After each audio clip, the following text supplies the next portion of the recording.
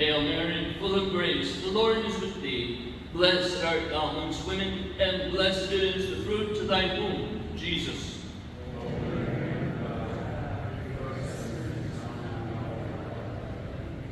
In the name of the Father, and of the Son, and of the Holy Spirit. My brothers and sisters, I'm sure that many of you have heard, if not all of you, the saying, do as I say, not as I do.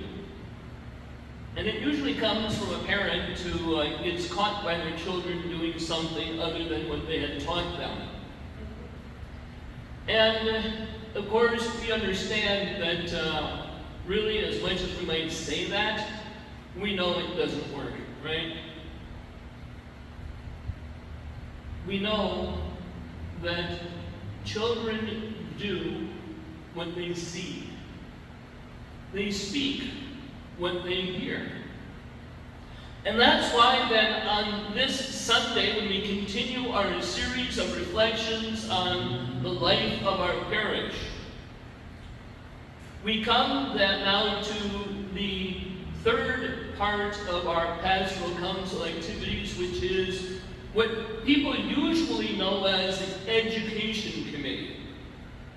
But I have to tell you, I have a problem with that name, because it buys into the idea that has become very popular in this day and age, that our faith is simply a philosophy that we know. It's stuff that we know. And we see in the second reading today that we're not concerned, and Paul isn't concerned, or I should say James, isn't concerned about simply what we know. He's concerned not about knowledge, intelligence, he's concerned about wisdom. And what is wisdom? Well, of course, as my confirmation students were reminded of this past Wednesday, wisdom isn't simply what you know, it's taking what you know and acting upon it. Wisdom isn't simply what we know, it's what we do. It's how we take what we know and apply it to our everyday life. And so, one of the things that I learned fairly early on in seminary is that as much as we were involved in education, graduate level education actually, the education wasn't the most important part of what we were doing. What was most important is what they called formation. The forming of the person in his humanity, yes, and in his intellect, also in his spiritual life, and in his apostolic life. And so it becomes really important for us to understand and to reflect today on how important the formation of ourselves, of the adults of our parish is. Yes, we support the Catholic school system, which is very good, as I've seen over the last 10 months. And yes, we have the requisite catechetical programs here in the parish for those who don't attend Catholic school. We also, of course, have the requisite confirmation programs to help form those who are preparing for that sacrament. But honestly, folks, that's not the most important formation that's going on in this parish.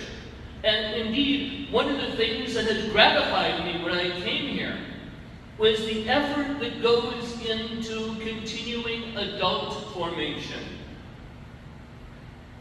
In the 10 months that I've been here, we have already had a small handful of adult continuing formation opportunities.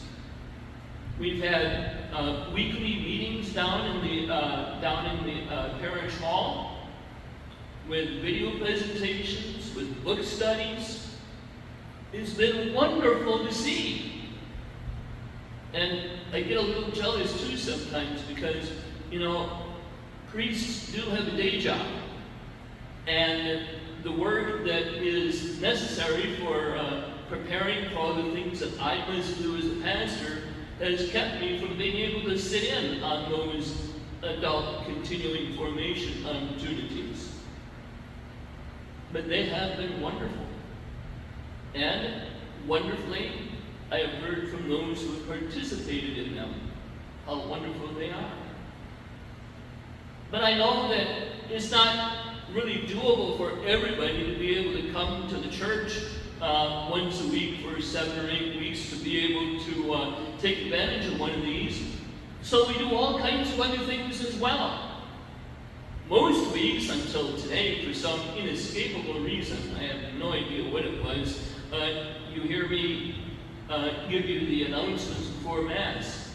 And how do I always end my announcements? There's much more in the bulletin that is worthy of your attention. Please take one home with you and read it. Because, of course, there's the one column that I have in there every week, which just kind of lets you know what's going on in the parish. But I have the other column that is always geared towards adult continuing formation. Being able to take one little bite, not barely as long as a Reader's Digest article, and to be able to then recognize something and bring something into your heart that is important, that is timely. And so, please do take a bulletin home with you and read it. You don't have to read every single word, but as you gloss over it, you see the things that it pertain to you, including opportunities for adult continuing formation.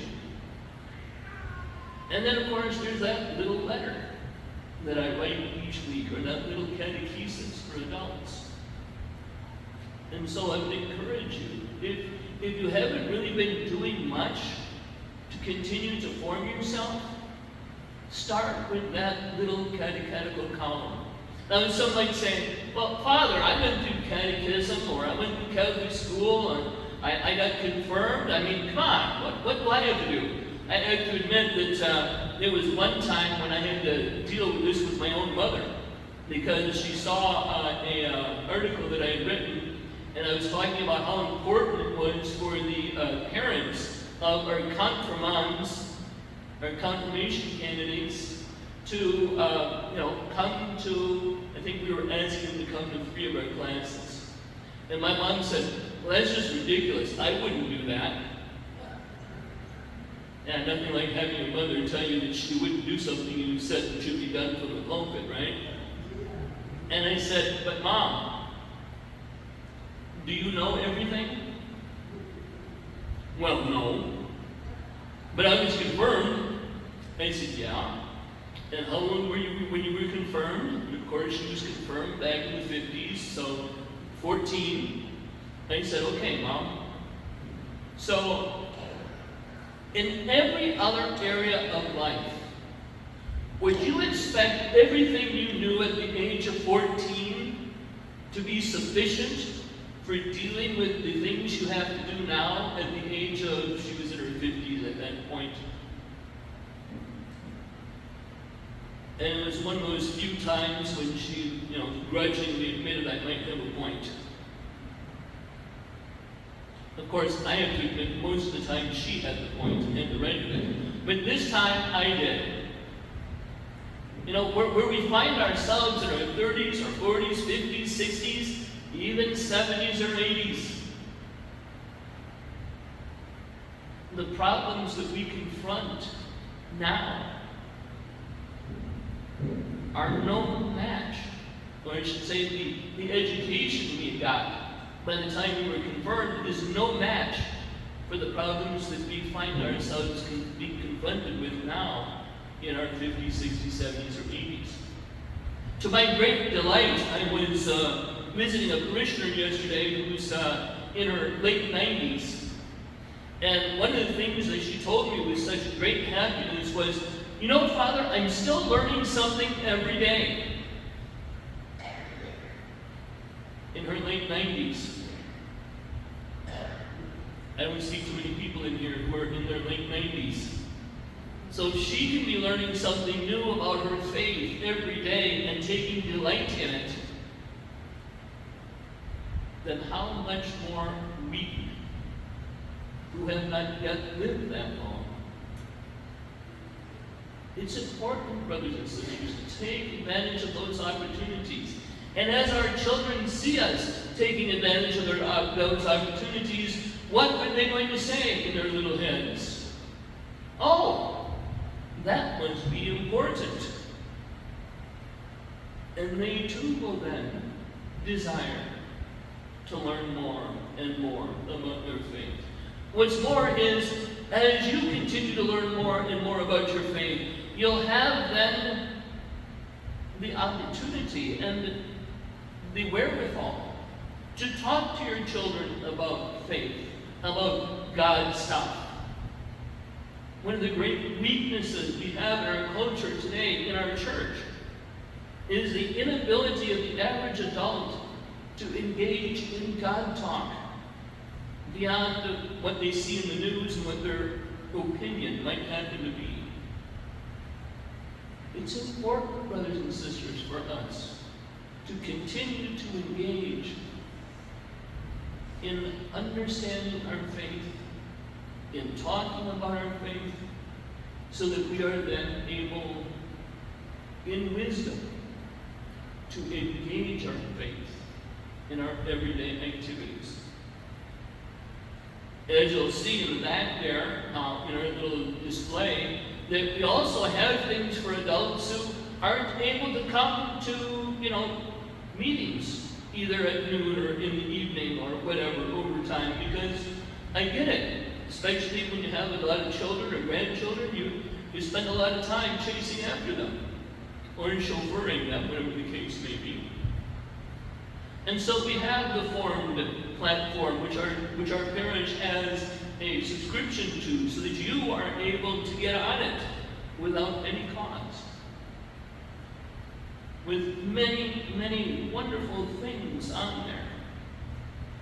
And just this last week, the staff and I and another parishioner were investigating another opportunity for us that's kind of away from the television. An opportunity for being able to pick up podcasts and things that will help you to grow in your faith. And you'll hear more about that as we move forward and we discern that it is indeed a good fit for our parish. But the important thing today, brothers and sisters, is to recognize that if the education, the many thousands and tens of thousands of dollars we pour into our children's education, and especially their religious education, that's not going to be worth a diddly if we ourselves do not continue to engage in growing in our faith. Growing in the knowledge of our faith, yes, but growing as well in wisdom, so that we may take that which we have learned and put it to work in our everyday life, thus showing to our children and to all of those beyond our family that yes, our faith matters. Our faith has something to say about helping us to engage our everyday situations. Yes, our learning and our growing so that we may act in wisdom doesn't stop until I see everybody floating around, until I see you all levitating when you come into church. We haven't gotten there yet.